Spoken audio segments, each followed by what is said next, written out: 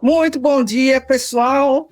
Estamos aqui com mais um Cubanias, como toda segunda-feira, às 10 da manhã, aqui no canal da Cotter TV, com várias retransmissões, na Voz Trabalhadora, no Comitê Carioca de Solidariedade a Cuba, no Cubanias, no canal Nosso América, da editora Cotter é a principal aqui, transmissão original, dos companheiros da TV Resistência Contemporânea, o pessoal do Movimento Brasileiro de Solidariedade a Cuba, que agora tem um novo canal, o Sol da América. Quem ainda não se inscreveu lá, se inscreva. O Iaras e Pagus. E, para quem prefere ver ainda no Facebook, a gente tem o Movimento Paulista de Solidariedade a Cuba, que retransmite aí também. Hoje, dia 10 de novembro de 2025, nós estamos recebendo um convidado muito esperado aqui no programa e pedido pelo pessoal. Então, já vão compartilhando o link aí para ir chamando o povo para chegar, para a gente conversar aqui com o nosso camarada João Carvalho, que dispensa maiores apresentações. Bom dia, João, tudo bem? Bom dia. Seja bem-vindo ao Cubanias. Tudo ótimo, estou felicíssimo aqui. Primeiro, né, te agradecer a paciência, porque a gente remarcou 2 ou 3 vezes, né? A culpa foi minha, então obrigado.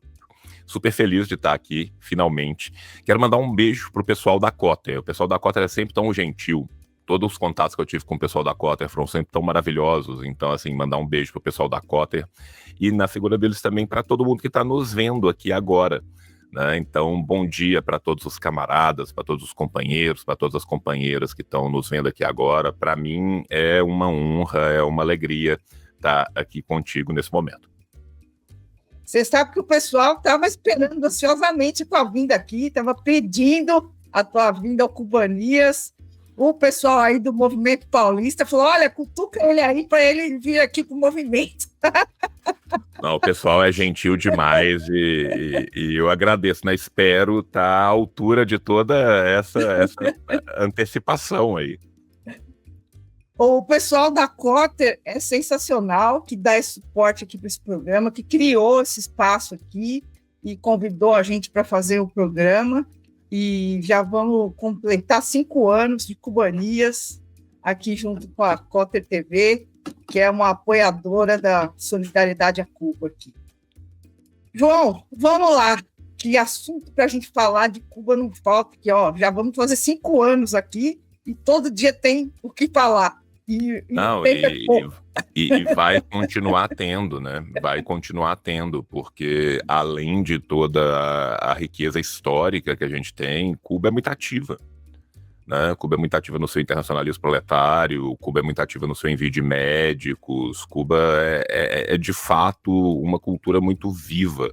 Né? Então, assunto eu acho que não faltará jamais. Cuba é muito ativa culturalmente. E agora, esse ano, a gente começou a concretizar um sonho que a gente tinha aí com as companheiras aí da área editorial, que é publicar textos cubanos, autores cubanos, traduzir e publicar aqui.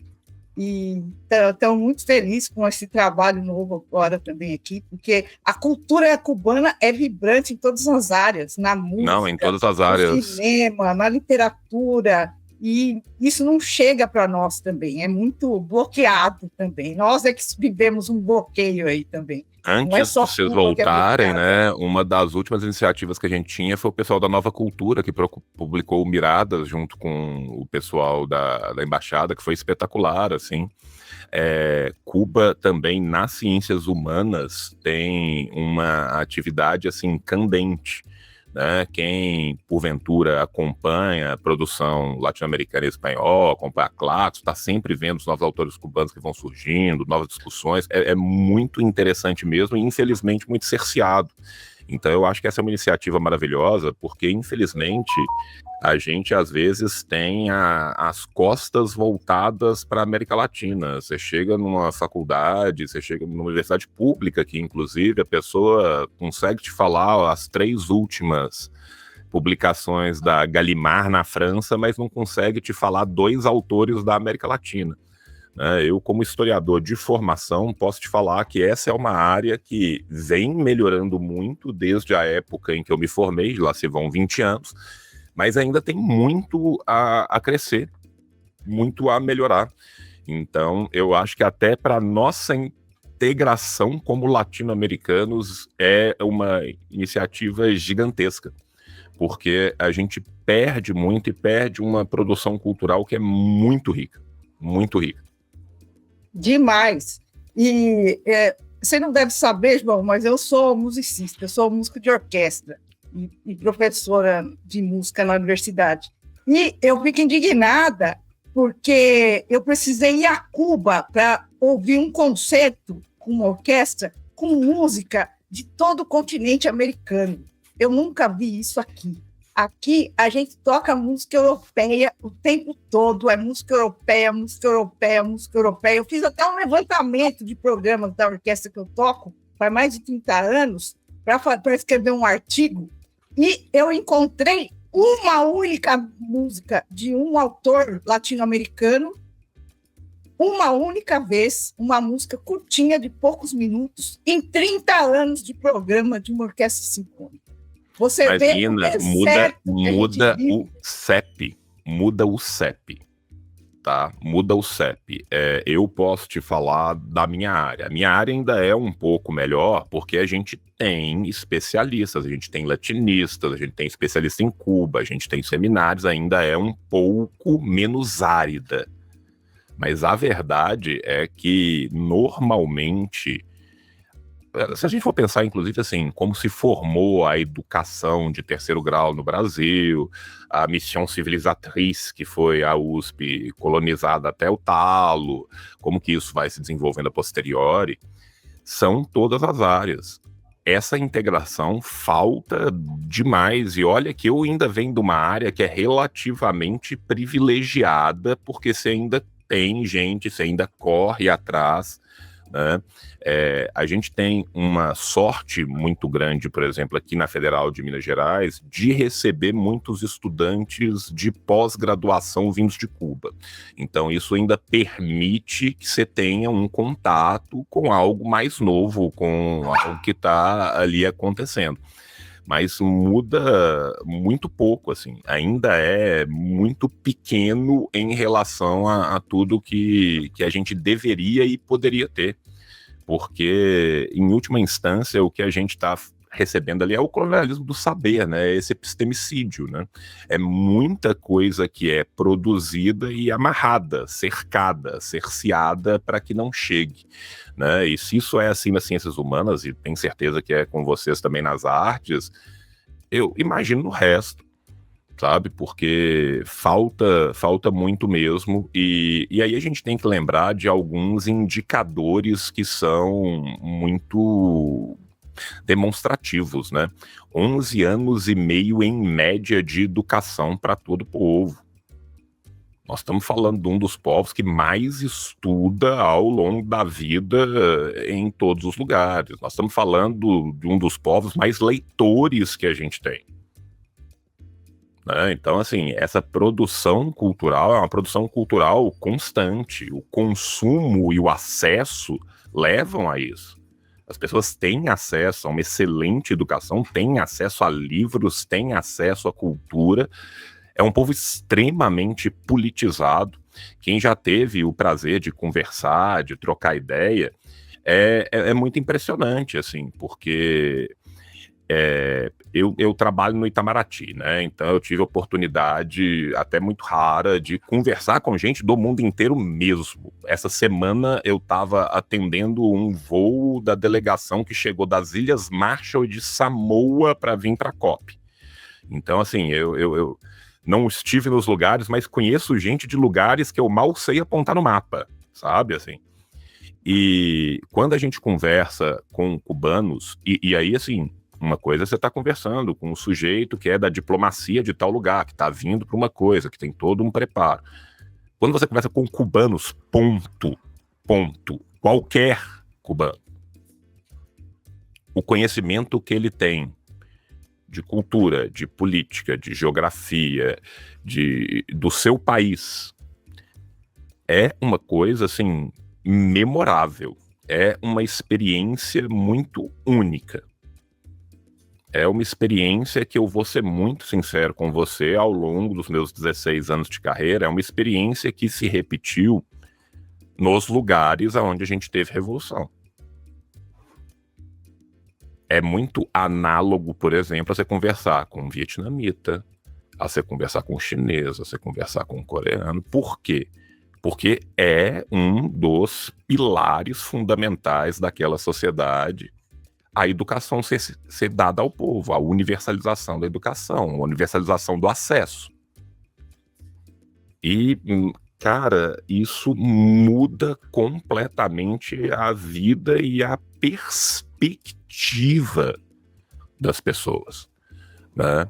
Então, quando você colocou no nosso título, né, do triunfo do socialismo em Cuba, que é algo sempre que é muito perguntado, eu lembro muito de uma entrevista, agora, só porque eu ia citar a entrevista do Michael Parente. Do Michael Parente na década de 80 ainda. Michael Parente, para quem não sabe, é um autor estadunidense. Ele estava muito mal de saúde, eu não sei se ele ainda está vivo, mas ele estava bem nas últimas, assim, já estava com demência. Ele é um autor muito ativo nos Estados Unidos, professor universitário, e aí ele foi perguntado sobre Cuba. Isso há muito tempo atrás, essa entrevista no YouTube, o povo fala brincando, né, que é a entrevista do Michael Parente amarelo, porque o VHS é tão ruim que ele ficou todo amarelo, né, parece que ele tá, assim, com hepatite na entrevista. E o Michael Parente fala assim, muita gente fala muita coisa aqui nos Estados Unidos sobre Cuba, por desconhecimento, mas eu tô sempre do lado da revolução que leva letras pra lousa e comida pro prato. Só pra gente, né, assim, pensar um pouco do que era, né, do que foi Cuba antes da Revolução, sabe? E eu acho que é uma coisa que às vezes as pessoas não pensam, ou não sabem, ou não têm ideia, né? A gente tem, cara, uma expectativa de vida durante a época do Batista que era de 58 anos. A gente tem a maioria das crianças analfabetas, a maioria das pessoas que viviam no interior analfabetas. A gente tem uma mortalidade infantil que, dependendo do lugar, chegava em 100 a cada 1000. Cara, isso é uma coisa impensável mesmo para padrões da época. Mesmo a gente falando em década de 50, é uma coisa absurda. E aí, gente, a gente tem que pensar que, infelizmente, né, e eu acho que o Ortiz ainda foi muito gentil no contrapunteio do tabaco, quando ele falava, né, da cana, do tabaco. A verdade é que Cuba era prostituída. Cuba era um puteiro e um cassino, com o perdão da palavra, tá? Cuba era literalmente um puteiro e um cassino. Cuba era um lugar... Oi. Eu estou traduzindo agora um livro que a gente vai publicar nesse nosso trabalho aí editorial agora, que é justamente a Cuba que o Fidel encontrou em 59, assim que ganhou a Revolução. É porque esses dados são, às vezes, muito escamoteados. Eles são muito escamoteados, sabe? Então, assim... E Cuba, né, que hoje está com 78,3 anos de expectativa de vida ao nascer, muito ironicamente maior do que os Estados Unidos.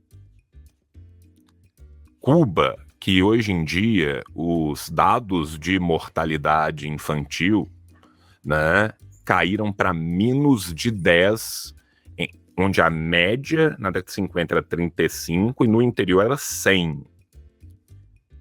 Então, assim, nós estamos falando de vitórias, de avanços que são gigantescos, e nós estamos falando de vitórias e avanços que são gigantescos contra um bloqueio que é basicamente um crime de genocídio continuado.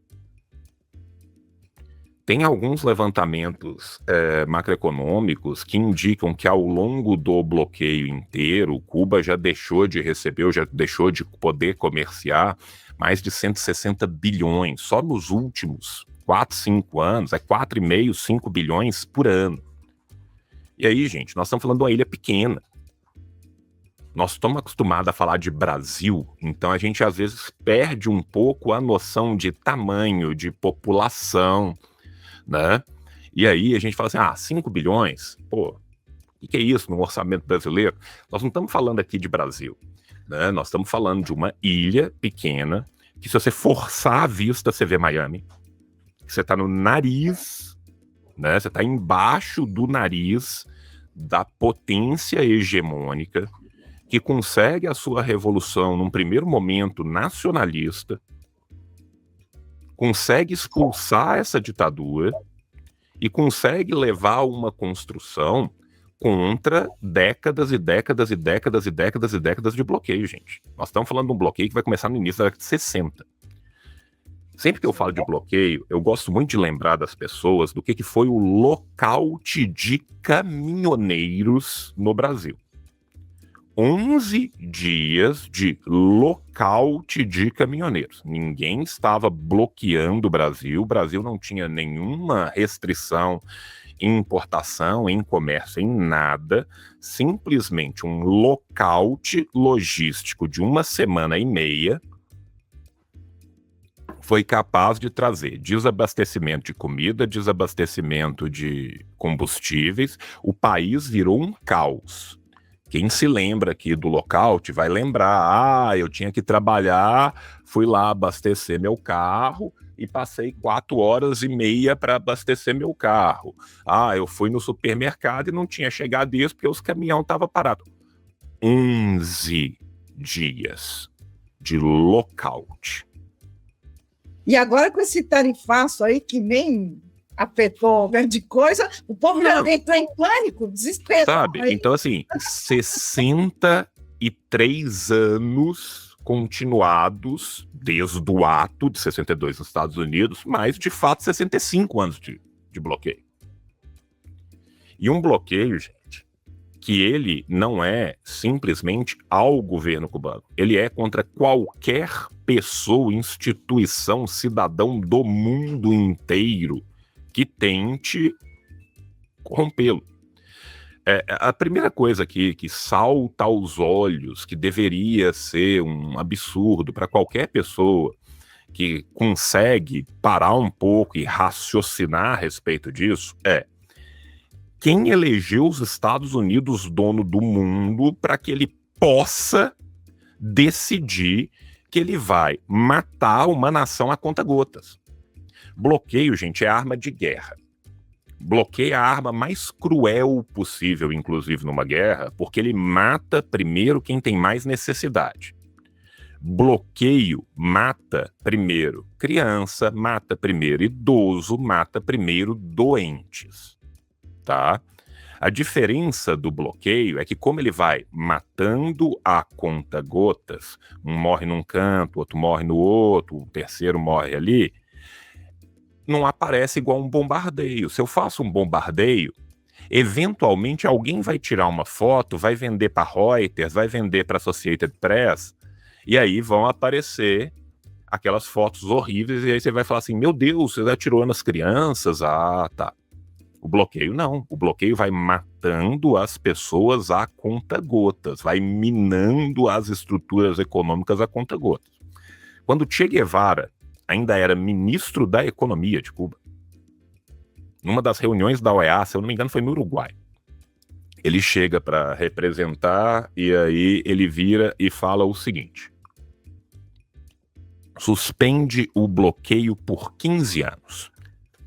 Deixa a gente fazer o que a gente acredita que é o melhor que a gente pode fazer para o nosso povo.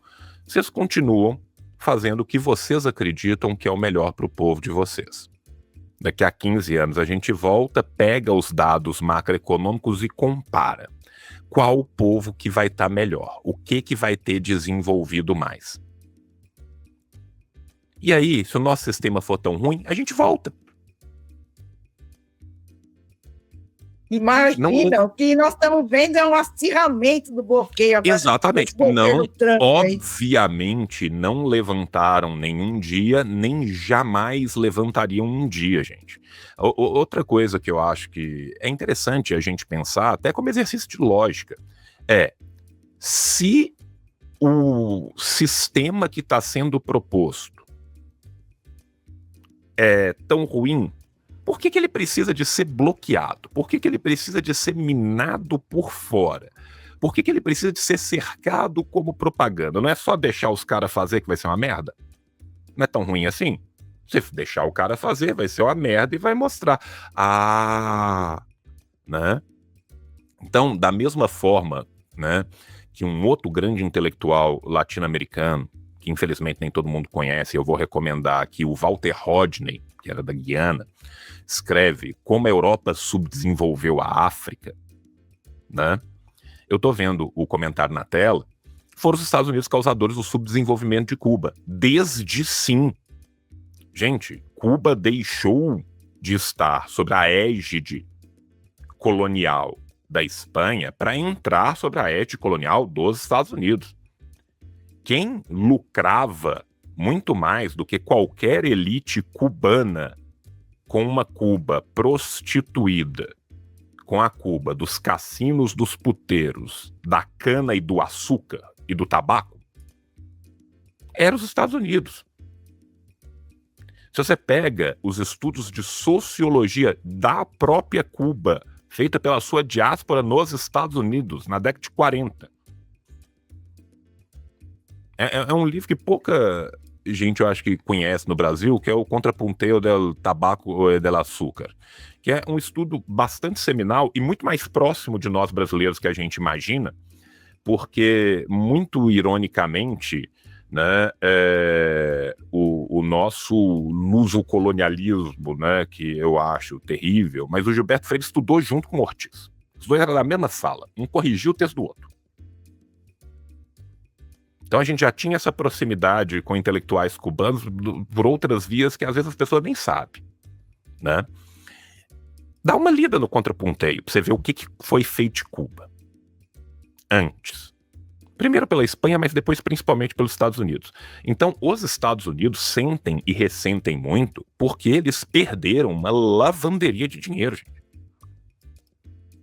E é para esse país, esse imperialismo, que esse bando de vagabundo aqui quer entregar o Brasil ainda. Eu falo sempre que qualquer latino-americano que se preze tem que ser em primeiro lugar anti-imperialista. Não, com certeza, gente, com certeza. Eu vi o pessoal falando de saúde, gente. Cuba gasta, em média, 11% do PIB de Cuba em saúde. A gente tem que pensar, gente, que nós estamos falando do PIB de Cuba, né? Cara, nós temos um sistema de saúde universal gratuito em Cuba que é implementado pós-59. Sabe? Quando a gente pensa na questão do internacionalismo proletário, na questão de quantas pessoas foram mandadas, desde a primeira missão na Argélia, que 62 ou 63, são mais de 400 mil médicos e profissionais de saúde que já foram enviados para o mundo inteiro. Para o mundo inteiro. Ai, gente, João, é aí que eu quero lembrar trazer o fato que me chamou a atenção essa semana aqui, que foi a vergonha da Ucrânia na votação da ONU, votando contra Cuba. Depois de tudo que Cuba fez pelas crianças ucranianas vítimas de Chernobyl, que a Ucrânia não tinha dinheiro para bancar aquilo. A Ucrânia, naquele tempo, era a União Soviética ainda, né? E eles não tinham como bancar aquele tratamento, eles não tinham como fazer para atender aquelas vítimas todas, e pediram ajuda internacional, e o país que ofereceu ajuda foi Cuba. E Cuba bancou tudo. Cuba, esse país pobre, sempre teve muita dificuldade desde a Revolução, está aí na contramão do imperialismo, resistindo e lutando, e bancou essa ajuda. Eu até separei a foto aqui do Fidel com as crianças ucranianas que estavam lá em Cuba, em Tarará, fazendo tratamento para se recuperarem daquele estrago imenso que foi o acidente de Chernobyl. E ele implantou um programa governamental para atender essas vítimas de Chernobyl, sem prazo para terminar, que quando perguntaram para ele quanto tempo ia durar, ele falou que ia durar o quanto precisasse. E durou, acho que umas 2 décadas esse programa aí, e as pessoas que foram atendidas lá são eternamente gratas a Cuba, e devem a vida e a recuperação ao tratamento que Cuba ofereceu a elas, enfim, e sem receber nada. Foi por ajuda humanitária, por esse internacionalismo que Cuba sempre pregou e que a gente vê em inúmeros casos, não é? E agora a Ucrânia, depois de ter vivido isso, uma ajuda assim tão gigantesca que Cuba deu ao povo ucraniano, a gente vê a Ucrânia votando contra Cuba no bloqueio, na ONU, na questão do bloqueio. E pior, depois da votação, a Ucrânia cortou relações diplomáticas com Cuba, fechou a embaixada, acabou, parou aqui. É um vexame. Não, é uma coisa muito vexatória, mas assim, venhamos e convenhamos, o governo ucraniano é muito vexatório, ponto. E vexatório é um termo muito gentil, para não dizer abertamente fascista. Nós estamos falando de um país que voltou a idolatrar como heróis homens como Stepan Bandeira, que foram responsáveis pelos primeiros pogroms da região. Nós estamos falando de um país que voltou a idolatrar uma organização que se filiava diretamente ao Partido Nazista Alemão. Nós estamos falando de um país que está erigindo movimentos para uma divisão da SS. Então, assim, o que hoje é a Ucrânia oficial é algo completamente lastimável, né? E nós estamos falando, mais uma vez, de um país que foi vítima de um golpe coordenado pelo Ocidente, pela OTAN, e a OTAN é os Estados Unidos, e o resto bate palma, porque quem paga é os Estados Unidos. O que aconteceu na Ucrânia pós-Maidan é uma coisa, assim, lastimável, né? E eu ressinto muito por toda a população da Ucrânia que não compactua com essas coisas. Porque imagina quem está na resistência num país onde, né, eles não conseguem tirar a foto de ninguém no fronte porque tem que tirar de muito longe, senão aparecem as suásticas. Quantas e quantas instâncias únicas repetidas aconteceram de fotos de soldados ucranianos de todo lugar, que alguém falava assim, eita, tem uma suástica ali, eita, tem um Wolfsangel, eita, tem um sol negro, eita, tem não sei o quê. Não é à toa que isso aconteceu, né? Isso aconteceu precisamente porque tudo aquilo que foi construído e erigido levando essas pessoas de volta para a lixeira da história, a tampa do bueiro foi aberta. E eles voltaram ao poder.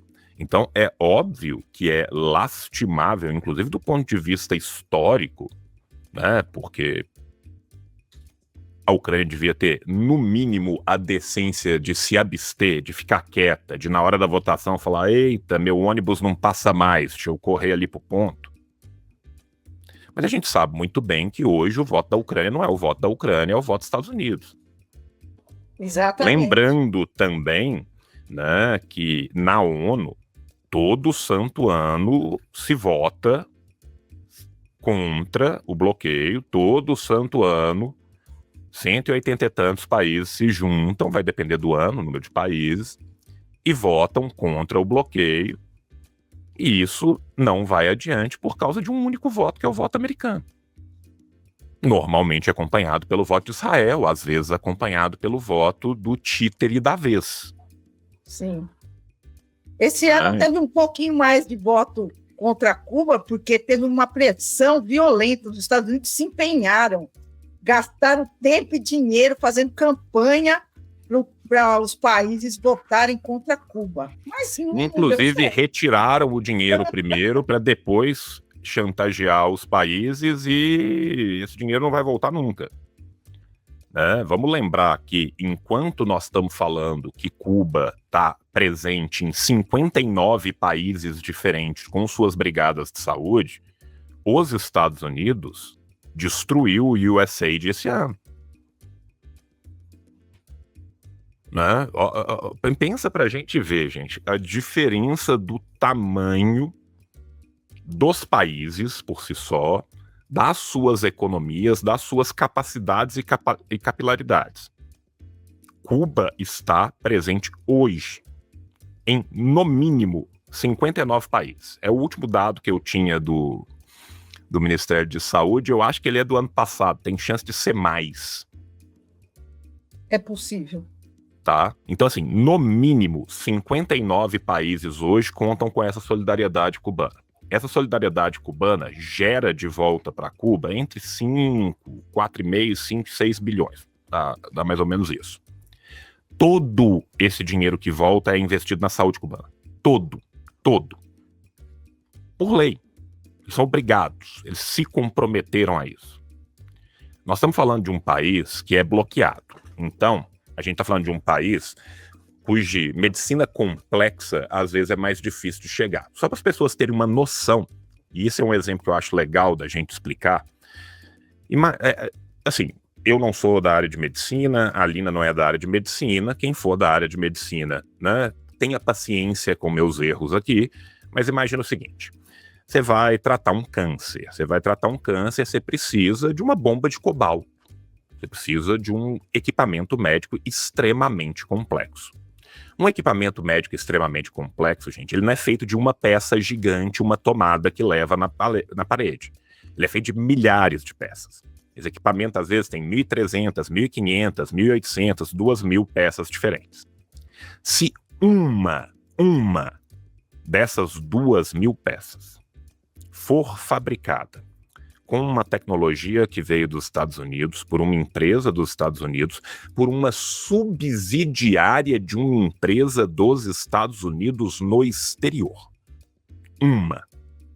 já é bloqueado. Se a tecnologia que está sendo usada para isso pode ter um uso dual, o que é isso? É falar que uma tecnologia também pode ter um uso estratégico ou militar. Então, se uma dessas peças, das 2.000, desse equipamento médico, puder ser adaptada num radar, num equipamento de telecomunicação, já está bloqueado. O país que vende isso é retirado do SWIFT, é retirado do sistema de comércio mundial. Isso, gente, é uma máquina de morte. O que Cuba faz, então? Cuba tem uma medicina excelente, Cuba tem um acesso excelente, porque, primeiro, Cuba sempre teve, desde a década de 70, um dos maiores números de médico por habitante do planeta. Segundo, Cuba tem uma das medicinas de família mais desenvolvidas do mundo. Sabe por quê, gente? Que é muito mais barato e eficaz. Eu, por exemplo, evitar que a pessoa tenha uma crise violentíssima de diabetes do que eu fazer uma cirurgia de amputação de um pé. Você chega nos Estados Unidos, você tem gente de 20 anos passando por amputação porque não consegue comprar insulina. Para nós que estamos no Brasil, é uma realidade tão insana, tão inimaginável, que às vezes a gente não acredita. Olha o preço da insulina nos Estados Unidos. Pensa que a pessoa tem que se injetar com insulina ao menos uma vez por dia. Pensa que além da insulina ela vai ter as injeções, ela precisa de um aparelho de medição, ela tem que ter um acompanhamento constante. Gente, ao trabalhador americano de chão de fábrica, pobre, ali na linha do salário mínimo, que são a maioria deles, vamos lembrar que nós estamos falando de um país onde 1/5 da população não come, se não tiver food stamps, se não tiver ajuda ou do Estado, ou da União, ou da municipalidade para comer. Manter um gasto constante de cuidados médicos é impossível. João, eu tenho um primo que tem asma, que é estadunidense. Minha mãe tinha asma. Ela comprava bombinha, medicamentos e mandava para ele, porque ele não conseguia ter acesso lá. Sim, é caro. Mandava é daqui. caro. É caro. É muito caro. Inacreditável. É uma coisa inacreditável. Lina, assim, nos Estados Unidos é muito comum a pessoa que tem um trauma ortopédico, um ferimento não letal de bala, chegar caminhando no hospital para evitar a ambulância. Um passeio de ambulância é $2.500 a $3.000. Gente, a gente não conhece essa realidade. Não, e outra coisa. Um morador de rua tiver um piripaque ali, você chama o SAMU e leva a pessoa. E a gente está falando da medicina familiar, da medicina básica cubana, por quê? Porque ela é a mais inteligente, mas Cuba tem medicina muito avançada em vários campos. Gente, Cuba fez 5 vacinas durante a Covid. 5 vacinas durante a Covid.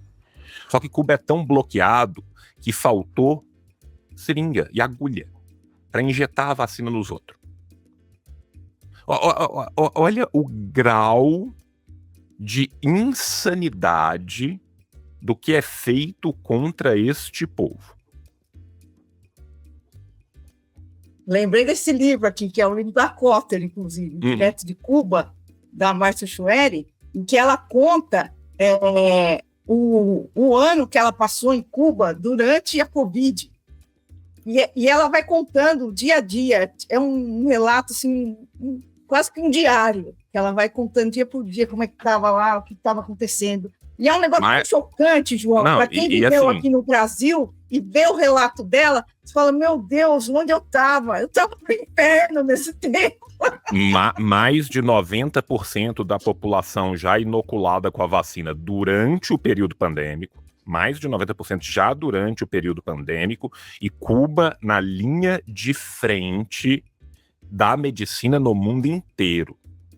Quando a gente via no Jornal Nacional à noite aquela parada de ambulâncias, que não eram mais ambulâncias, né? Aquilo ali já eram rabecões, levando os italianos mortos que morriam aos borbotões, que o sistema de saúde público da Itália colapsou. Porque uma coisa, gente, quando você faz o sistema, e isso aqui não é culpa da Itália ou de lugar nenhum, não. Você não faz sistema nenhum pensando que 30%, 40% da sua população vai usar ele ao mesmo tempo. Isso não acontece. Isso só acontece em períodos de grande excepcionalidade. Então os sistemas vão colapsar no momento de pandemia. Quando ele colapsou ali, Cuba mandou seus médicos pro olho do furacão, pro epicentro dos problemas. O que a gente teve de médicos cubanos que morreram de Covid atendendo as pessoas no mundo inteiro é uma enormidade. E todos aqueles povos que foram atendidos foram gratos, foram lá e falaram. A Meloni é uma fascista, gente. Ela é literalmente de um partido fascista. E ela lembra do que Cuba fez pela Itália. Né? A gente falou aqui da Ucrânia, trazer um exemplo de um outro fascista. Que é um fascista com um pouco mais de memória. Porque na Itália, na hora que teve o epicentro da crise na Itália, quem estava na linha de frente eram médicos cubanos, e aí eu conto um outro segredo para vocês. Na Europa inteira eram os médicos do sul global, eram os médicos do terceiro mundo.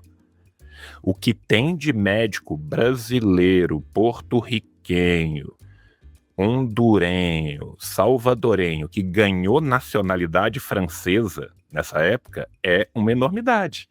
Por quê? Porque os médicos franceses se trancaram em casa e falaram, se fode aí, e quem foi para a linha de frente para cuidar de Covid foram os médicos do terceiro mundo que estavam lá ou estudando ou trabalhando. Eu sei porque eu tenho um exemplo próximo da minha cidade no interior, um amigo nosso que é psiquiatra, foi tirado do hospital psiquiatra para ir para o PA trabalhar. Trabalhou 2 anos, não morreu por sorte. Aí na hora que ele terminou, viraram para ele e falaram assim, olha, tá aqui sua nacionalidade francesa. Ele não pediu, chegou para ele. Ele falou, olha, agora eu sou francês. É, né? Sobreviveu. Você entendeu? Então, assim, a gente tem que lembrar muito bem, né, de que nós estamos falando. Gente, o índice médio em Cuba é de 8 médicos por habitante, mas dependendo do lugar em Cuba, chega a 11 médicos por 1.000 habitantes. Esse é um dos maiores índices mundiais. Mundiais. Mortalidade infantil baixou a 7,1 por 1.000. Esses são indicadores que são superiores a 95% dos países capitalistas desenvolvidos durante um bloqueio continuado de décadas. Lembrando que a gente não... pedindo números aqui. O Paulo estava pedindo números. Você trouxe números. Muito bom. Não, ele quer números. Temos números. De educação e saúde. Tá, ele quer números de educação e saúde. Vamos lá, então. Números de saúde, né? Primeira brigada médica cubana vai ser em 1963 para a Argélia, tá? De lá até hoje, são mais de 400 mil profissionais de saúde envolvidos. Cuba presente nos últimos dados do Ministério de Saúde em ao menos 59 países. Isso gera entre 4,5 e 6 bilhões de dólares por ano para o governo, que são todos reinvestidos no próprio sistema de saúde, para o desenvolvimento, para a formação educacional e para a pesquisa.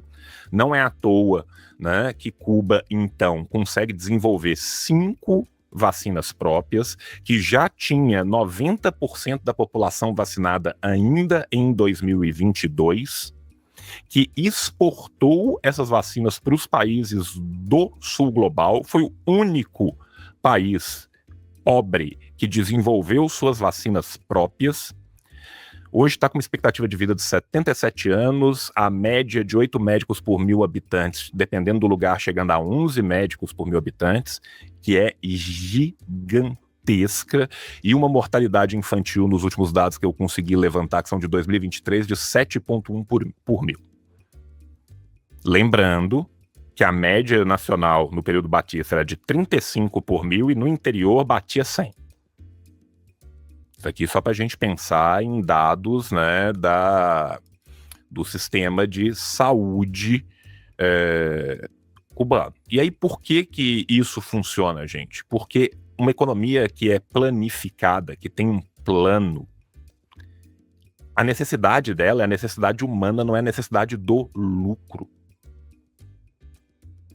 A medicina cubana funciona porque a medicina em Cuba é voltada para o ser humano, é voltada para a saúde das pessoas e não para o dinheiro.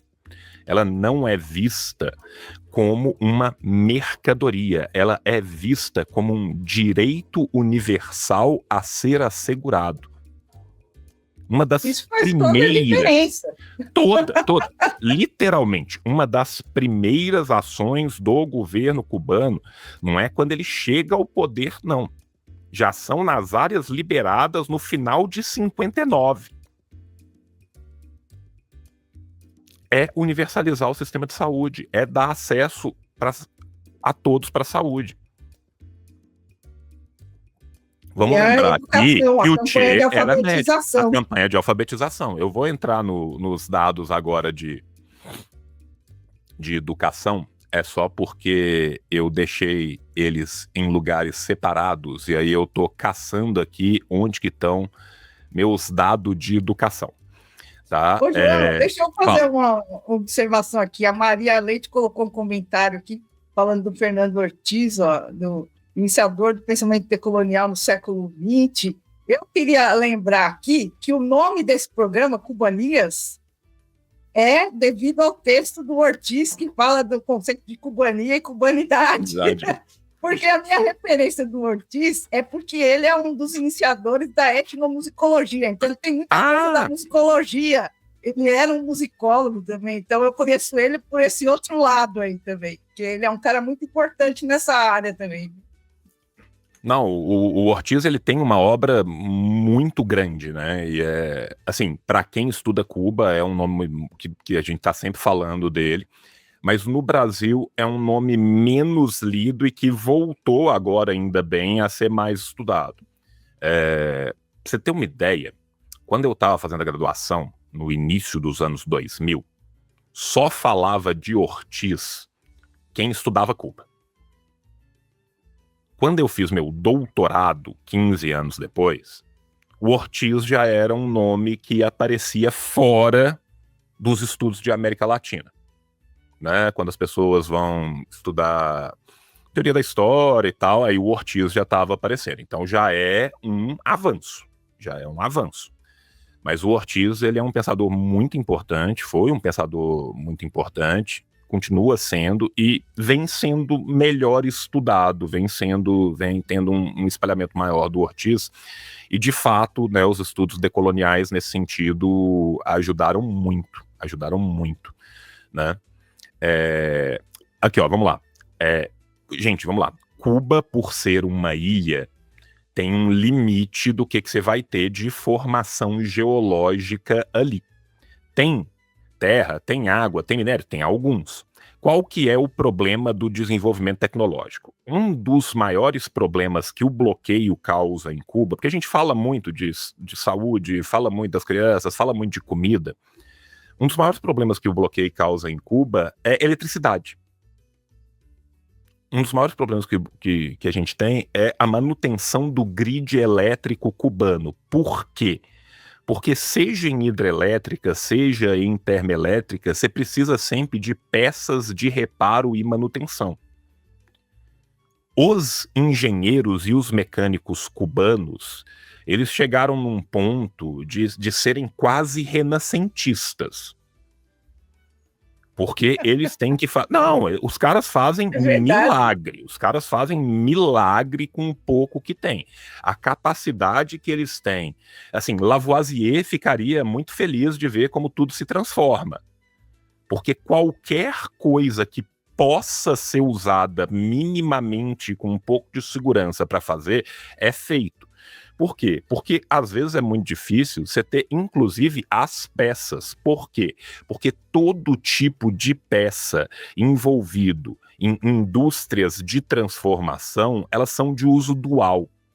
Existe também a possibilidade de usar elas em indústria armamentícia, existe também a possibilidade de usar elas em indústrias telemétricas que são ligadas indiretamente à indústria armamentícia. Então tudo isso é bloqueado, gente. Tudo isso é bloqueado. E eu vou reiterar uma questão aqui que às vezes não parece tanto assim, mas não é simplesmente vir de uma indústria americana. É vir de uma tecnologia cuja parte da patente é americana, é vir de uma indústria americana ou vir de uma subsidiária de uma indústria americana. Essa parte é absurda, as pessoas não entendem como. Eu vou dar um exemplo mais prático. Imagine você que um grande conglomerado americano tem uma subsidiária no Paquistão que faça uma única peça que pode ser usado numa turbina para uma planta hidráulica, elétrica, né? Mas que essa peça de turbina também possa ser usada em turbina de jatos. E está sendo construída por uma subsidiária no Paquistão. Está no bloqueio. Imagine você que uma indústria de Moldávia construa essa mesma turbina. Mas no projeto técnico da turbina tem um parafuso que um engenheiro americano fez e que ele registrou o parafuso. Eles compraram a propriedade intelectual para uso deste parafuso. Tem propriedade intelectual estadunidense ali dentro, não pode. É isso que o bloqueio faz, gente. Vocês não têm, às vezes a gente não tem noção do quão amplo que é um bloqueio. Gente, o bloqueio chega em seringa. Sim, nós fomos campanha aqui para mandar seringa para Cuba na pandemia, porque eles tinham vacina e não tinha seringa, né? É isso que eu tô te falando. Você mesmo falou agora, O bloqueio chega em seringas. É assustador. A Flor de Mandacaru aqui está perguntando: Cuba consegue produzir alimento? Consegue produzir alimento, não consegue produzir todo o seu alimento necessário. Tanto que boa parte da importação cubana é uma importação de alimentos. Tá? A Cuba tem que importar alimentos. E às vezes também a gente tem que entender que Cuba, para poder produzir alimento em massa, gente, produção de alimento em massa é indústria. Produção de alimento em massa requer máquinas agrícolas complexas, requer indústria química de transformação. Tudo isso cai aonde? Bloqueio. Exatamente. João, deixa eu trazer uns comentários aqui mais, já que você trouxe aí da Flor de Mandacaru. A Fátima Sanches e a Gleice Nogueira estão falando sobre as brigadas de solidariedade a Cuba, para as pessoas irem às brigadas. A gente vai ter agora, no final do ano, e de dezembro para janeiro, e no fim de janeiro para fevereiro também tem outra. Quem quiser mais informações para ir nas brigadas, é só mandar uma mensagem aí para a gente, ou para o Movimento de Solidariedade do seu estado. E elas estão pedindo para você ajudar aí na divulgação das brigadas. Não, eu ajudo todo ano. No teu canal. Eu sempre estou ajudando, inclusive quero aproveitar e mandar um beijão para o meu querido camarada Thiago, que é o nosso internacionalista maravilhoso, o homem que está presente ao mesmo tempo em todos os cantos do mundo, em todas as batalhas. Sim. Só Deus sabe, né? Eu imagino que quando ele morrer ele vai dormir, porque não será nessa vida, né? Porque o homem é multipresente, e sempre que começam as brigadas a gente entra em contato, a gente está divulgando. Então assim, gente, algo que muda a vida. Todo mundo que foi fala isso, tá? Isso aqui não é o João falando, não. Você pode perguntar para qualquer pessoa que foi em qualquer brigada, e gente que foi há 40 anos atrás e gente que foi ontem. É uma experiência de mudança de vida. Porque a gente falar, a gente trazer os dados, a gente dizer é uma coisa. A experiência material de se viver uma realidade é outra, completamente outra. João, outra coisa que tem aqui nos comentários são os odiadores aqui, que inclusive levantam inclusive a questão que a gente colocou aí no tema do programa, que eu fiz essa brincadeira aí da sua famosa frase de que o capitalismo falhou. E aí eles vêm com essa conversa de que o socialismo falhou em Cuba. Olha aí, ó. O José, o problema de Cuba é a falta de liberdade, tudo é censurado, até o que as pessoas comem, o governo ditador controla. O outro escreveu aqui, o socialismo, o Mauri Tavares, o socialismo cubano falhou a não compreender a força do capitalismo no mundo e na mente das pessoas. Tem mais aqui, José Martins, Cuba é um pedacinho do inferno no mundo. Cara, José Silva, em Cuba nunca houve socialismo, mas sim comunismo, que também é uma ditadura. Foi sempre o Fidel Castro a governar, depois passou para o irmão Raul Castro. Essa é uma parte bem interessante, né? Porque as pessoas têm uma noção muito errônea de como que funciona um sistema que tenha um único partido ou poucos partidos, né? Gente, deixa eu contar um segredo para vocês. Cuba tem eleição para bairro. o sistema de participação popular cubano, ele começa no nível menor, mais fulcral ali da região aonde você mora, e ele vai subindo, subindo, subindo, subindo, subindo, subindo, subindo.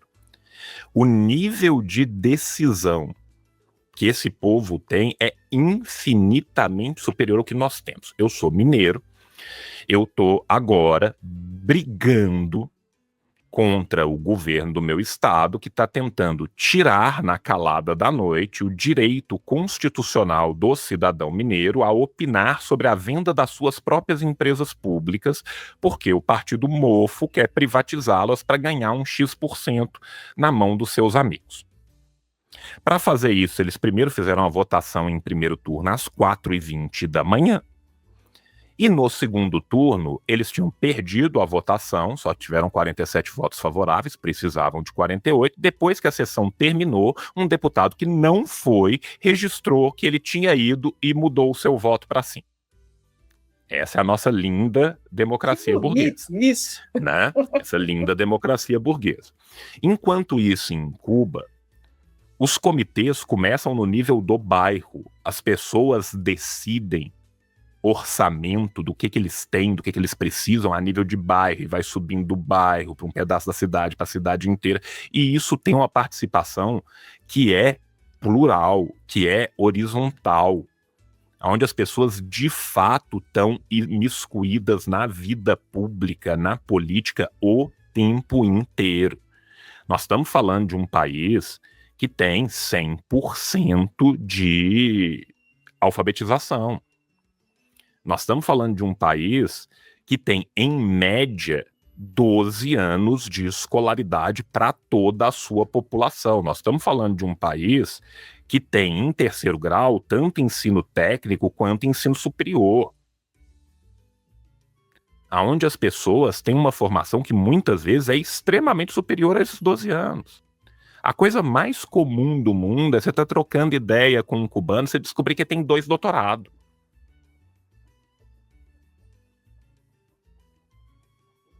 São pessoas que participam ativamente da vida política, concordando e discordando e brigando, e discutindo.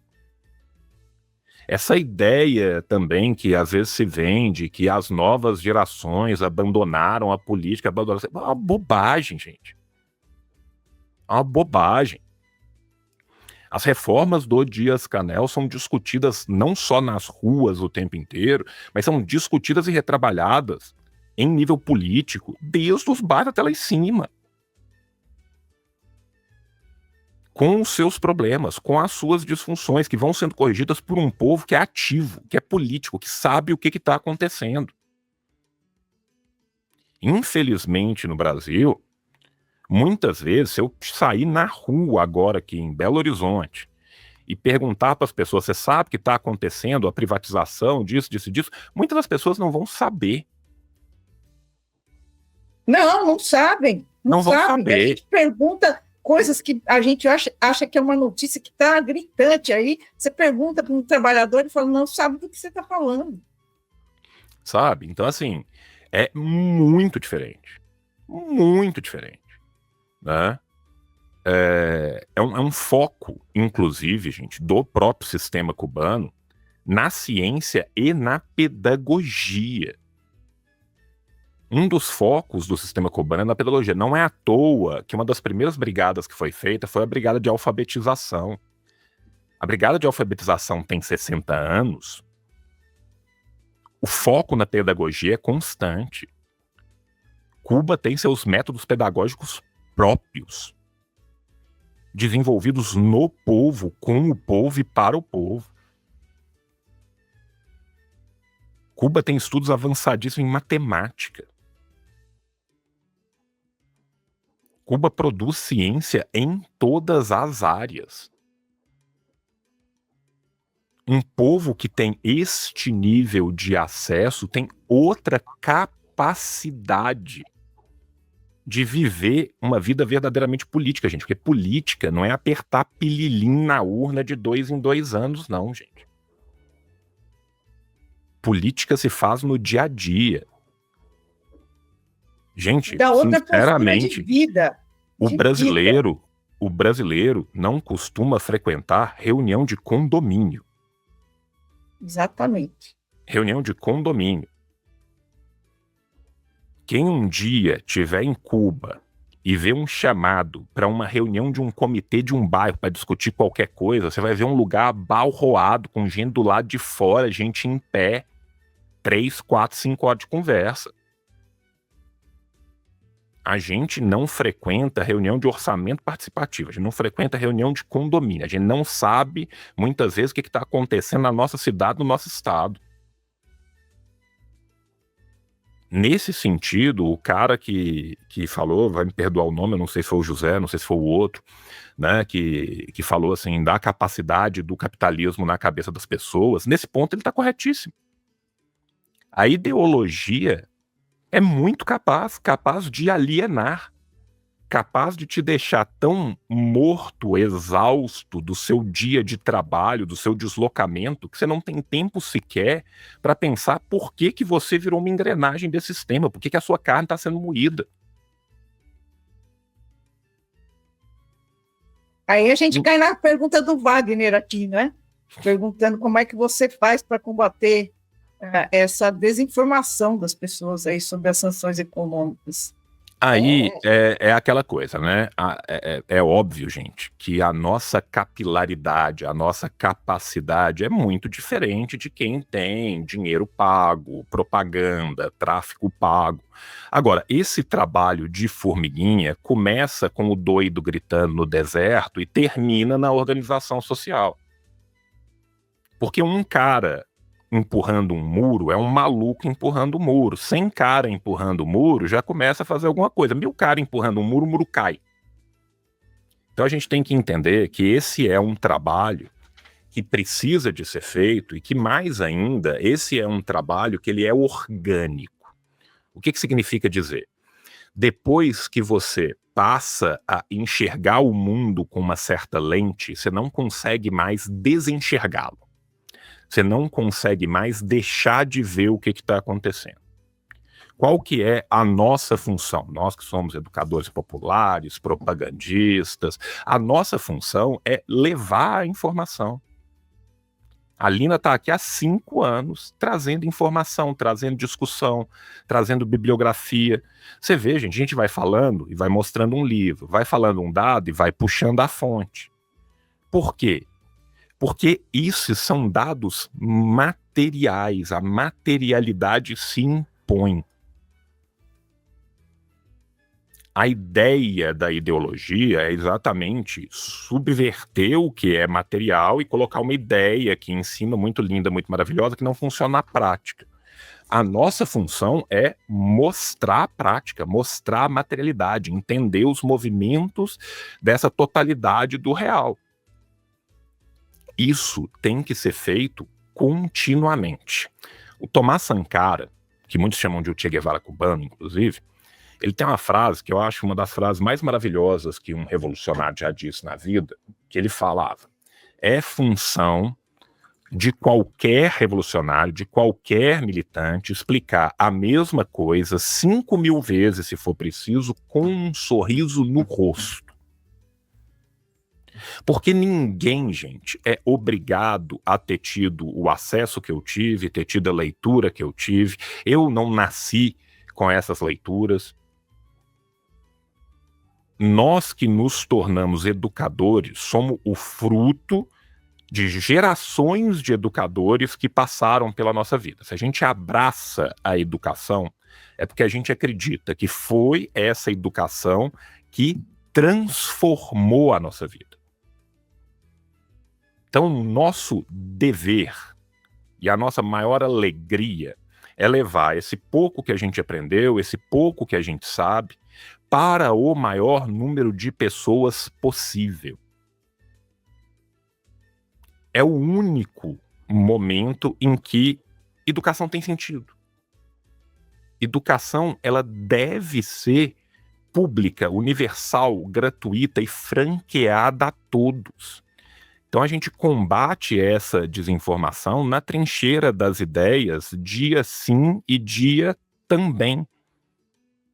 Dia sim e dia também. Eu tô vendo aqui que a Lina caiu, eu vou ir continuando enquanto ela tá voltando aqui. Eu tô vendo o Ricardo falando assim, a China soube driblar esses bloqueios. Mais ou menos a história é um pouco mais complexa do que isso. Por quê? A China conseguiu, num momento em que os Estados Unidos investiu numa política triangular, depois da ruptura da China com a União Soviética, se livrar um pouco mais desse bloqueio. Agora vamos pensar aonde que fica a China, qual que é o tamanho da China, aonde que fica Cuba e qual que é o tamanho de Cuba, né? Cuba tem um problema geográfico terrível, que é ter nascido no nariz do império, gente. A China não tem esse problema. E a China tem uma população que sempre foi na casa dos centenas de milhões, quando não bilhão. É muito diferente também a capacidade interna que vai ter, o acesso interno que vai ter, e vamos pensar também que num primeiro momento, até o momento da ruptura, teve muito aporte de tecnologia, de coisas que estavam vindo, e a Revolução Chinesa acontece antes, né? Então, a gente tem que ponderar, né, esse tipo de coisa, tá? Valéria está falando aqui, né? Bom dia, João. Poderia fazer programas para explicar como as sanções e embargos em Cuba, em Venezuela, impactam na prática o país? No geral, as pessoas não sabem, raramente alguém explica isso. A Lina está voltando aqui. Lina, eu fui tomando a liberdade de continuando, já respondi mais uma pergunta e já estava fazendo mais uma outra. Se eu sei que você está com eu tive uma queda de energia, que é São Paulo, da cidade. Aí, ó. Olha que delícia, né? A Enel é uma maravilha, gente. Privatiza que melhora. Inclusive, sobre privatização, só para trazer um dado. Nem tá chovendo. Ah, mas não precisa, né? Agora não precisa mais, né? Pois é. Só para trazer um dado para vocês, gente. A grande onda de privatizações no mundo vai ocorrer entre 1980 e 2000. De 2000 para cá... Não, voltou. Ele deu uma travada e voltou. Para mim, travou aqui agora. De 2000 para cá, começou a onda de reestatizações. Por quê? Será porque deu errado. João, travou. Mais provável que seja eu, porque eu acho tá de confiança. Agora está normal. Tá normal agora? Eu estava te ouvindo, Tá. Né? A gente está falando de estatizações, o Brasil, mais uma vez, na elite do retrocesso, na elite do fracasso, implantando uma política neoliberal que deu errado no mundo inteiro, onde ela foi implantada entre 80 e 2000. O que a gente vê no resto do mundo é uma onda de reestatizações, tanto dos grids elétricos quanto de água e esgoto, gente.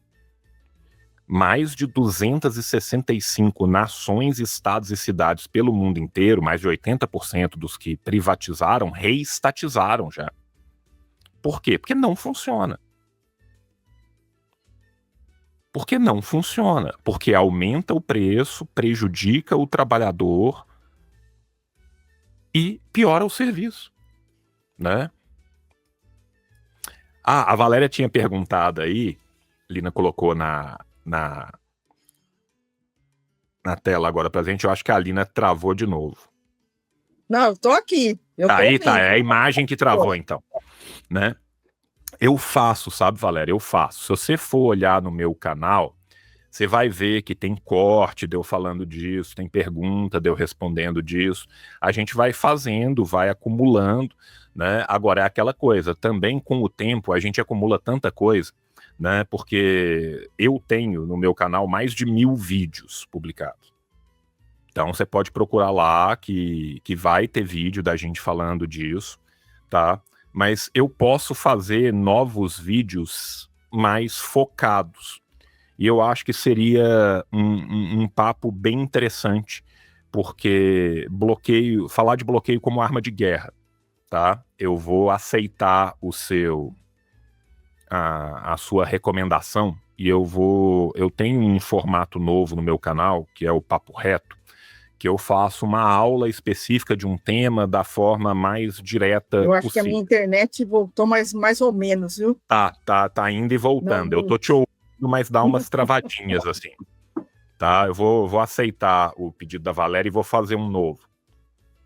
Ô, João, tem mais um adorador aqui do socialismo cubano falando que o regime de Castro não soube fazer riquezas e ele está te perguntando de dados. Ele quer saber o que foi reestatizado, porque acho que ele está duvidando. O que foi reestatizado? Pera aí que eu já... Calma aí. Esse aí ainda está achando que privatiza que melhora. Igual a gente está vendo aqui com a Enel, em São Paulo. Ele não deve estar em São Paulo. Não, calma aí, Lina. Eu vou te pedir um favor. Sim. Eu vou apresentar aqui na tela uma reportagem da comunistíssima BBC, tá? Tá. Deixa eu colocar aqui na tela para você. Se você puder colocar aí na tela pra gente, pro pessoal ver, se a sua internet permitir. Tá vendo? Enquanto o Rio privatiza, por quê? Paris, Berlim e outras 265 cidades reestatizaram o seu saneamento, né? Eu tenho certeza que vai ser difícil a gente achar, né, um veículo de notícias mais comunista do que a BBC News, né, que a gente sabe, né? Que, se eu não me engano, o BBC é de Bolshevik Broadcast Company, não é isso? Mas, né, o veículo comunista BBC News traz aqui, ó, serviços inflacionados, ineficientes e com investimentos insuficientes são motivos para reestatização, tá? Então, o que a gente tem aqui, os dados, que são literalmente os mesmos dados que eu citei, vem mostrando como, do ano de 2000 para cá, os locais aonde saneamento foi privatizado, na sequência foi reestatizado, né? Obviamente só em lugares comunistas, como Paris, como Berlim, né? E dentre outros. Por quê? Porque em todos os locais aonde o serviço foi privatizado, saiu do controle estatal, deixou de servir ao público para servir só ao lucro, a primeira coisa que você tem é corte de gasto na parte de pessoal. Então, você vai ter um serviço que antes era feito por 15 mil pessoas, por 20 mil pessoas, sendo feito por 3 mil pessoas, por 2 mil pessoas. Essas pessoas vão ter salários cada vez mais baixos, o reinvestimento nesse serviço vai ser cada vez mais baixo, isso vai levar a um déficit ao longo prazo, como foi o que aconteceu. Citação, em geral, observamos que as cidades estão voltando atrás porque constatam que as privatizações ou parcerias públicas-privadas acarretam tarifas mais altas, não cumprem promessas feitas e operam com falta de transparência, entre uma série de problemas que vimos caso a caso, tá? Essa é uma pesquisa feita na comunistíssima Holanda. Então, isso aqui, gente, são dados materiais. Entende? João, eu não tô... Passa o seu canal aqui, ó. O pessoal tá pedindo. Sim. Quem não conhece, você pode procurar por João Carvalho ou por Assim Disse o João, que você vai achar o meu canalzinho aqui. Deixa eu aproveitar, fazer a propaganda aqui, né? Tá aqui o canal do tio, tá? É esse canalzinho aqui. Tá? João Carvalho, @ Assim Disse o João, você pode procurar por João Carvalho, você vai achar os vídeos do tio todos lá, à disposição e à mercê de todos vocês. Além disso, eu acredito que a gente tem que viver por aquilo que a gente fala. Então, Lina, desde que meu canal começou a crescer, eu venho tentando dar de volta à minha comunidade tudo aquilo que eu consegui construir com a minha comunidade. No começo, eu comecei sorteando 3 livros por mês. Hoje em dia, eu sorteio 150 livros todo mês. Só de livros sorteados, são 1.800 livros por ano. Além disso, eu construo bibliotecas populares no Brasil inteiro, que eu dou a biblioteca inteira, desde que ela seja franqueada ao público da região. Nós já temos bibliotecas funcionando em Ribeirão das Neves, na periferia de Belo Horizonte, no Sindicato dos Pedreiros de Belo Horizonte. A gente tem no Marreta, tá? Também funcionando. A gente tem uma biblioteca já funcionando no interior de Pernambuco, em Jaqueira, numa ocupação da Liga dos Camponeses Pobres. Uma 4ª biblioteca funcionando em Marabá, no interior do Pará, e agora, no mês de novembro, nós vamos inaugurar a nossa 5ª biblioteca em Macapá, capital do Amapá. Além disso, eu estou fazendo uma campanha agora para a gente coletar fundos para construir uma sala de aula definitiva para o povo Crepã-KTG, que é um povo indígena, um dos nossos povos originários, no interior do Brasil. Tá? Quem puder ver esse vídeo aqui, tá? Eu preciso da sua ajuda, estou colocando aqui, que eu estou explicando como que a gente está fazendo esse processo. Até o presente momento, eu já repassei para eles R$20 mil que a gente conseguiu levantar. Nós vamos fazer uma estrutura toda de alvenaria, uma sala de aula, com a sala de apoio, com as carteiras todas novinhas, com internet perene para eles. Por quê? Porque isso deveria estar sendo fornecido pelo Estado, mas não está. As crianças dessa etnia estão estudando em toco, um sentado no colo do outro. Então, nós também somos ligados, né, à luta dos nossos povos indígenas lá no Maranhão, né, e aí a gente está construindo essa estrutura nova para eles.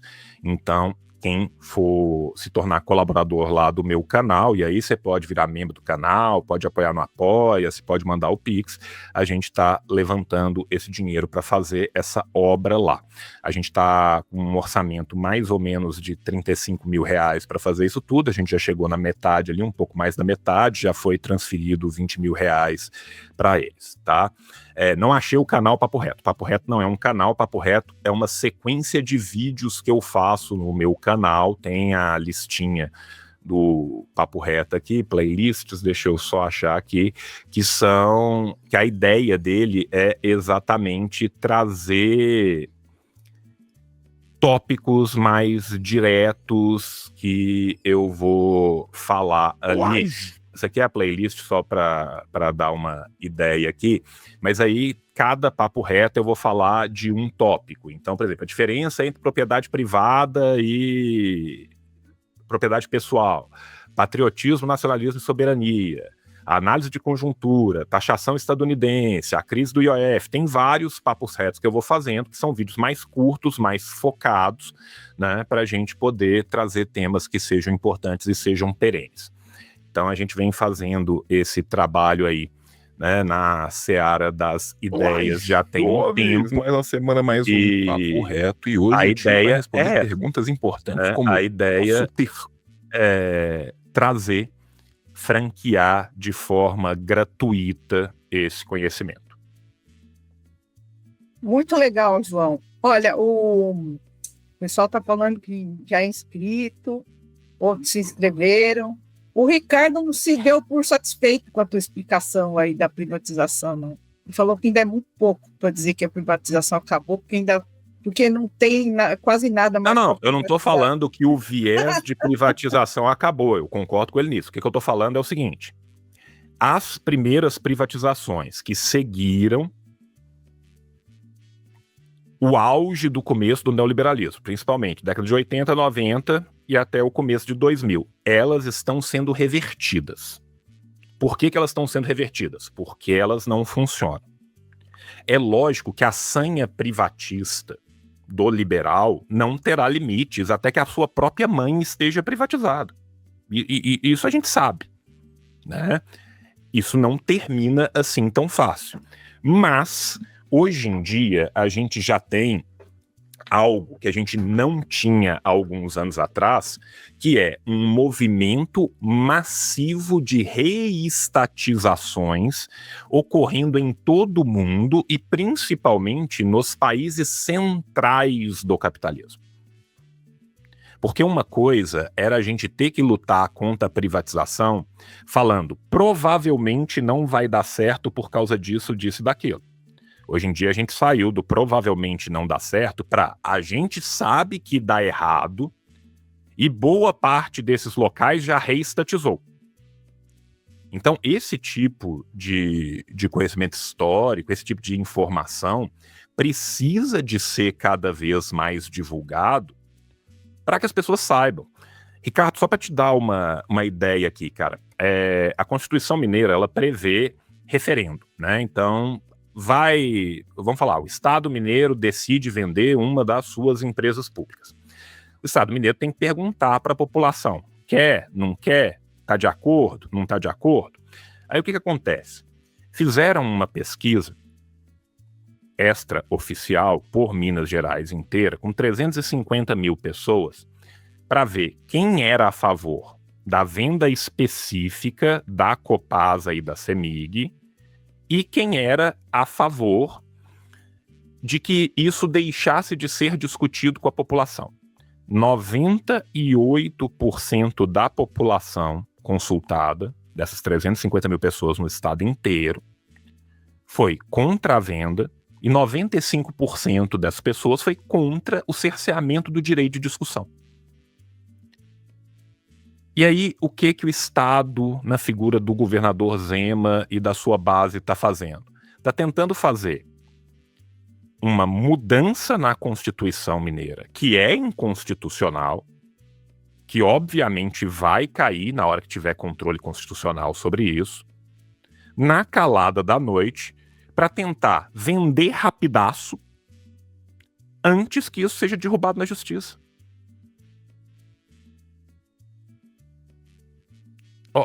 Cara, não fica mais ditatorial do que isso. Não fica mais ditatorial do que isso. Ou seja, ele quer vender de qualquer jeito. Ele quer vender e ele quer vender sem consulta à população. Por quê? Porque a pesquisa que foi encomendada antes para ver o que a população ia achar deu 98% das pessoas contra. E nós estamos falando de uma empresa que está atendendo praticamente 20 milhões de pessoas e que não é uma empresa deficitária, não. Antes, pelo contrário, é uma empresa que dá muito lucro. A Copasa foi a melhor companhia brasileira de saneamento no top 500 de empresa mundial. A Copasa tem investimento previsto até 2029 na casa de 19 bilhões de reais.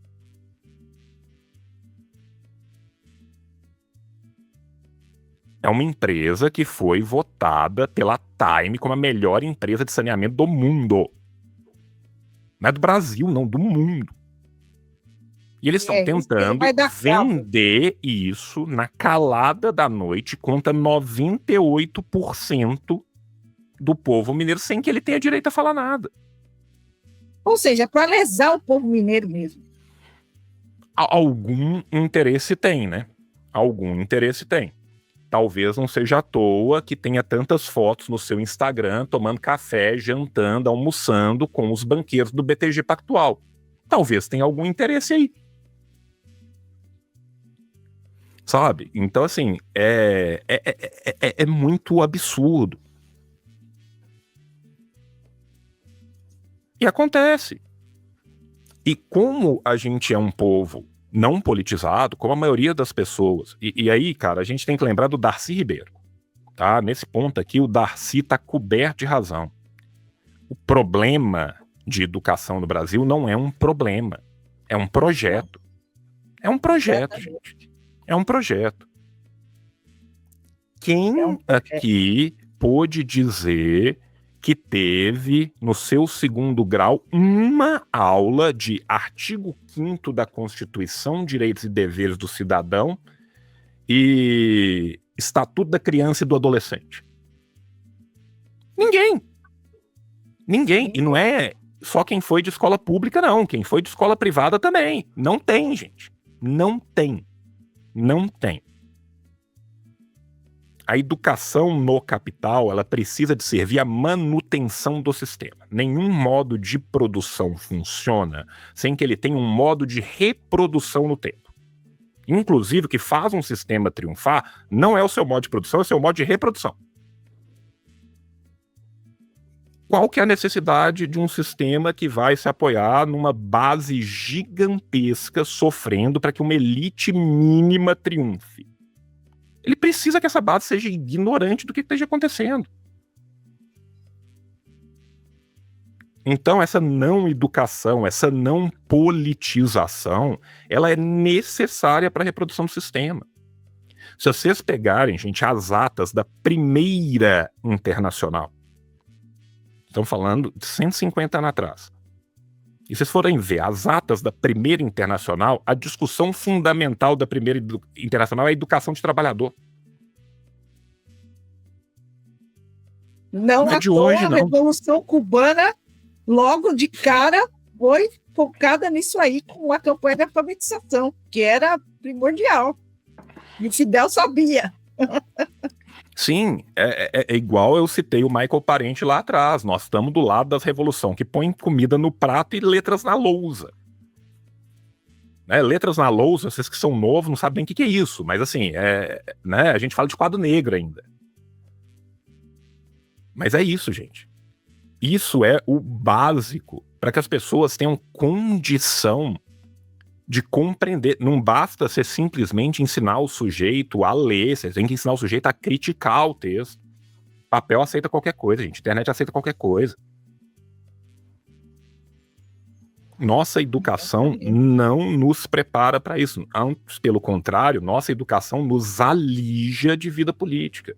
Se vocês forem ver o que foi a última reforma que a gente teve no nosso ensino, é tirar matérias de crítica, de filosofia, de história, de geopolítica, para ensinar a dirigir Uber, fazer bolo de pote, tirar foto no OnlyFans. Exatamente. Tirar arte, tirar música. Tira tudo. Tira tudo. E outra coisa, gente, quando a gente vai pensar o que é o salário mínimo é para manutenção do corpo. Ele não pensa em manutenção de alma, não. Direito à cultura, direito à música, direito à literatura. Isso não existe. Só para dar uma noção para vocês, gente, quando a gente construiu a biblioteca em Ribeirão das Neves, a gente teve um momento bem legal, que o pessoal da Fílmica, que é um streaming de filme, principalmente de filme de arte no Brasil, nos cedeu uma assinatura para a gente poder ver lá com o pessoal. Para muita gente, aquilo foi a primeira sessão de cinema que eles foram na vida. Nós estamos falando de uma cidade onde a esmagadora maioria das pessoas mora lá, mas trabalha em Belo Horizonte, com um trânsito precário, com um sistema interurbano de transporte público horrível, que o cara vai gastar 2, 3 horas para ir, 2, 3 horas para voltar e vai trabalhar mais 9, gente. 8 horas com 1 hora de almoço. Esse sujeito não tem tempo de mais nada. Você acha que esse sujeito tem... No fim de semana ele fala, vou pegar meus filhos e vou ao museu? Imagina. Vou ouvir um concerto. Cinema, então, quanto custa um ingresso para um cinema? Vai levar a família ao cinema com que dinheiro? Saca? Você acha que você colocar na frente dele 3 instrumentos e perguntar qual é o fagote, qual é o oboé e qual é o corno inglês, ele vai conseguir apontar para cada um? É o que eu toco, inclusive, João. O oboé e o corno inglês. Aí, ó. Você entende, gente? Não vai. Não vai. E aí, sabe o que acontece com isso? A gente perde mente atrás de mente, atrás de mente, atrás de mente. Porque o sujeito que está lá, no comércio, na produção fabril, no subemprego, no Uber, no bolo de pote, podia ter sido um matemático genial, podia ter sido um puto engenheiro, um baita arquiteto, um decorador, um artista. Não vai ser porque não teve oportunidade. Por que uma nação tão pequena igual Cuba consegue desenvolver 5 vacinas diferentes e a gente não consegue?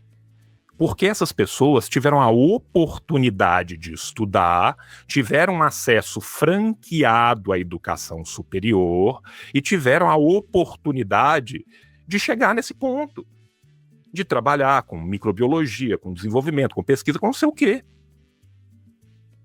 Não é que o povo cubano é naturalmente mais bonito e mais brilhante, não, gente. Se a gente tivesse esse mesmo grau de acesso com a população que a gente tem, meu irmão, aonde a gente estaria? Vamos lembrar aqui, gente, que a China, que hoje em dia comanda 24 das 25 áreas de tecnologia de ponta do planeta, em 1950 tinha uma expectativa de vida bíblica, 35 anos. 35 anos. Expectativa de vida bíblica. 70 anos depois, pese todos os pesares, pese as caminhadas para a direita, para a esquerda, olha onde que os caras estão. E não é porque o chinês é naturalmente mais bonito nem mais inteligente, não. É acesso. E controle de acesso é proposital, é política pública, gente. Claro. Enquanto o Estado for uma bancada de negócios da burguesia, enquanto o Estado for voltado para a manutenção desse próprio status quo no poder, nunca vai ser franqueado acesso. Não interessa. Não interessa. Quem defende normalmente escola militar para a população tem o filho numa escola ou Waldorf ou construtivista e o menino tá fazendo filosofia, educação para a terra e aula de mandarim. Exatamente. E aula de música. E aula de música. Uma coisa que as pessoas não têm acesso. Quantas pessoas têm acesso a tocar um oboé que você conhece? Sabe, é isso. E por que não é interessante que essas pessoas têm? Porque quando essas pessoas começam a ter o ferramental crítico para se debruçar na sociedade, olhar, elas vão falar assim, porra, eu tô muito mais próximo do escravo no Egito do que eu achava. Exato. Eu olho historicamente para trás, é muito fácil eu olhar para a escravidão e pensar, porra, mas que absurdo. Como que esses caras ficavam empurrando pedra e ninguém fazia nada? Por que ninguém montava em cima do imperador, montava em cima do faraó e descia-lhe a muqueta e tomava a porra toda? E no outro dia a gente entra no ônibus para ir trabalhar, gente. João, a nossa escravidão contemporânea passa sem a gente perceber. Não precisa nem tocar um oboé que eu falei aqui. Quantas pessoas têm acesso a uma sala de concerto, uma apresentação de uma orquestra sinfônica, como plateia, como público, né? E o negócio é feito, assim como eu falei do programa da orquestra que é eurocentrista, toda a estrutura em volta desse tipo de música é feita para ser elitista, para não chegar para o povo mesmo. É feita para elitizar, para não chegar para o povo, e é feita para constranger. Ela é feita para constranger. Em Santos, eu toco em Santos. A gente teve uma história lá de luta da orquestra, que a prefeitura fechou a orquestra, e a gente fez um movimento na cidade, conseguiu resistir, e a orquestra continua, com muita luta de músico, que ninguém dá um tostão por músico, mas a gente também existe. Não, e né, é aquela coisa, né? Músico e professor, os dois a 80 por hora, vendo qual que é mais mal pago, né? Então, assim... Lembrando que boa parte dos músicos são também professores, né? Então, assim... E aí ninguém leva a gente a sério. E aí a gente começou a tocar por nossa conta na cidade, em todo que é lugar, na rua, a gente ia na periferia tocar. Cara, a cidade descobriu a orquestra, porque a orquestra era fechada no teatro de propósito, para ninguém nem ver aquilo. E o povão da periferia foi o mais receptivo que a gente teve, o público mais receptivo nesse momento. Porque não tem acesso, porque não chega nada. Gente, é outro estado. As pessoas passam essa ideia, não, isso aí as pessoas não gostam porque elas não entendem, porque as pessoas não têm informação. Não tem informação, meu amigo, você precisa ir lá e ouvir só isso. Depois você vai ter a formação, primeiro você precisa saber que existe aquilo ali. Não, e lembrando também, gente, que estudo de música é um dos estudos mais plurais que tem. qualquer pessoa que já teve a possibilidade na vida de estudar o mínimo de teoria musical te ajuda com matemática, teoria musical te ajuda com línguas, porque é uma linguagem humana, gente. E é uma linguagem humana extremamente matemática, extremamente racional. Gente, o que tem de pesquisa no mundo inteiro mostrando o tanto que educação infantil se beneficia de estudo de música e de teoria musical, é uma baba. Ou seja, isso devia ser franqueado, garantido pelo Estado. Por isso lutamos. Né? É isso, a gente tá aí na luta o tempo inteiro. Luto pra nós é verbo, né, Lina? Luto pra nós é verbo.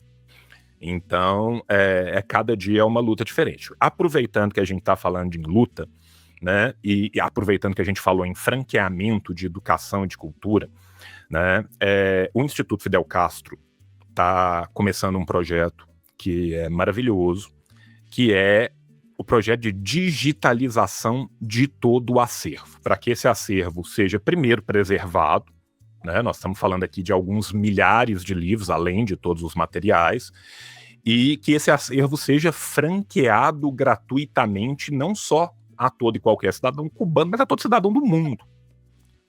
Para isso, a gente vai fazer uma campanha em breve. Eu vou voltar aqui com um pitilo, já combinei com a Lina para a gente fazer o lançamento dessa campanha. E nós vamos fazer uma campanha. Aqui também. Eu sei, ele me falou. E nós vamos fazer essa campanha em breve para poder angariar esses recursos para a gente comprar as peças do scanner que estão quebradas, porque scanner é uma tecnologia de uso dual e está proibida pelo bloqueio. Scanner, tá, gente? Scanner para escanear livro, João, é isso mesmo? É. Tinta para impressora, é isso mesmo, João? É. Estão bloqueados, tá? Então, para a gente conseguir permitir que o Instituto forneça uma biblioteca gratuita, universal para todos de graça, nós vamos ter que fazer essa campanha porque eles não conseguem comprar lá. Assim, mais um exemplo maravilhoso de coisas que o bloqueio faz contra você. Então, na próxima vez que eu estiver aqui, convidado ruim é foda, né? Já chega se autoconvidando para a próxima. Na próxima vez que eu estiver aqui, nós vamos começar essa campanha. A gente só deu uma adiada por causa dos ataques que a gente teve ao canal do Pitilo, né? E aí ele teve que se focar, né, nos problemas que ele está enfrentando, inclusive juridicamente, contra o YouTube, que cerceou o canal dele. E aí, em breve, a gente vai estar começando essa campanha, gente, porque quando isso tiver concretizado, cara, esse é um material riquíssimo, riquíssimo. Vocês podem ter certeza que depois disso concretizado, se vocês pegarem daqui a 10 anos, daqui a 15 anos, todos os TCC, pós-graduação, mestrado e doutorado, que falar de América Latina e Cuba, vai ter uma citação desse material. Tá? Nós estamos falando de uma biblioteca riquíssima, nós estamos falando de um material riquíssimo, importantíssimo, e é, ironicamente, muito barato, tá? A gente acredita que ali com 15, 20 mil reais a gente consiga comprar tudo aqui e mandar para Cuba. Então, assim, entre aspas, um investimento coletivo muito barato para a geração de cultura perene que a gente vai ter e a salvaguarda da história, né? Entender que a nossa história é também um monumento, né? E que a gente precisa dirigir esse monumento, precisa dirigir esse farol para as gerações que estão vindo depois também.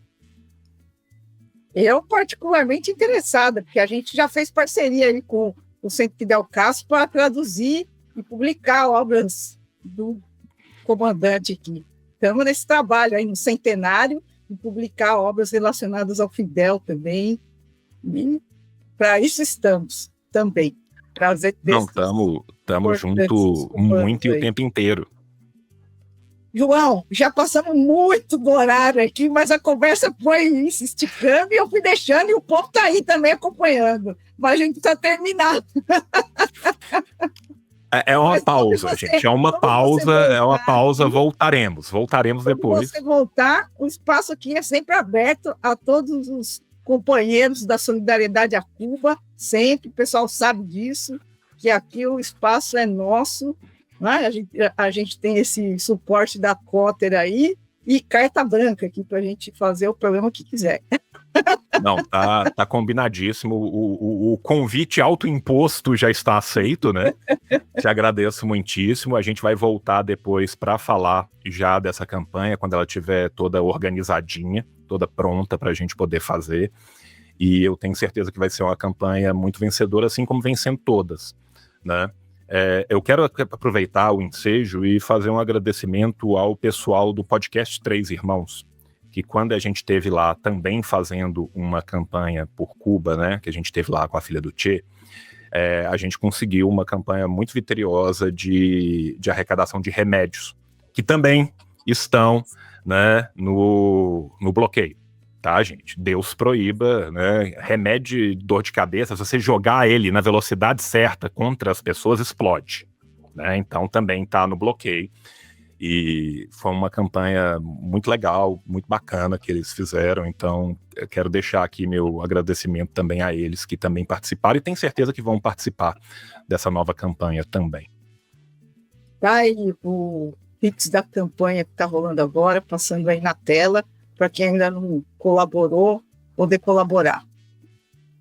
João, muitíssimo obrigada. O povo não quer nem que acabe, estão falando para tocar o barco aqui. Gente, eu tenho... Companhias é tudo fiel aqui ao programa, né? O povo... Você não, sabe se a gente pudesse...